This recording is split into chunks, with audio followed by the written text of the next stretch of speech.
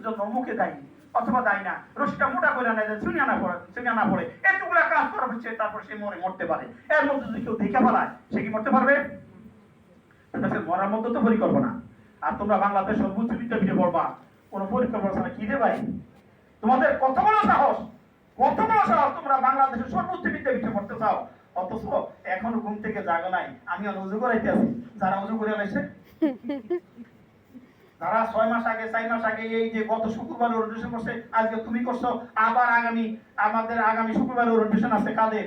যারা আসে নাই, যারা আজকে আসে নাই তারা আসবে, অথবা বাবা আসেন মা আসেন না, মা আসেন বাবা আসেন না, তারা আসবে। তোমাদের আসার দরকার নাই, তোমাদের ওরিয়েন্টেশন একদিনই শেষ, তোমাদের সময়ের মূল্য আছে।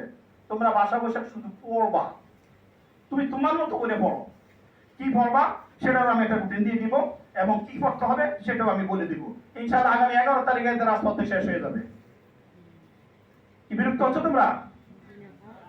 হ্যাঁ, তাহলে বন্ধ করে দেই।